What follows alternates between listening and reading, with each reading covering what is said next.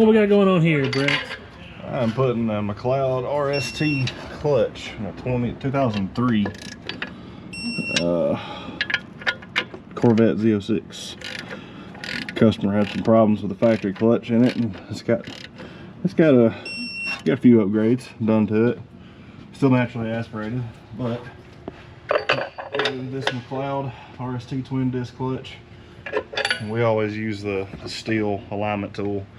Makes it a whole lot easier. If you use the plastic ones, sometimes you might get lucky and everything go back in together correctly, but the steel ones from Tick works great because you can literally line everything up, see that it's going to slide in perfectly fine, and then that's it. Also, doing a torque tube rebuild. When we pulled it out, check the bearings in it, and the bearings, they get a little crunchiness to them. So we're going to replace it, replace the couplers. Explain the difference in the torque tube and a standard drive shaft. Okay, so Corvettes have a torque tube. So what it does, the transmissions in the Corvettes are in the rear. So I think C4, don't quote me on that, I'm not sure. I'm not really that much of a Corvette nut, but C5, C6, and C7 all have a torque tube. So the transmission is mounted in the rear directly to the diff. You can see right there on the floor.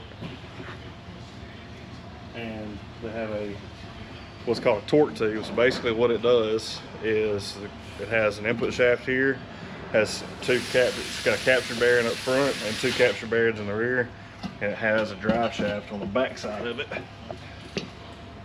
that the spline of the manual transmission slides into.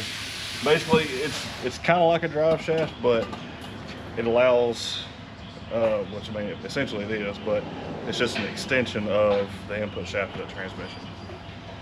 Also, this customer decided he wanted to go ahead and do axle seals. The passenger side was a little wet before we pulled it out, so we replaced it as well.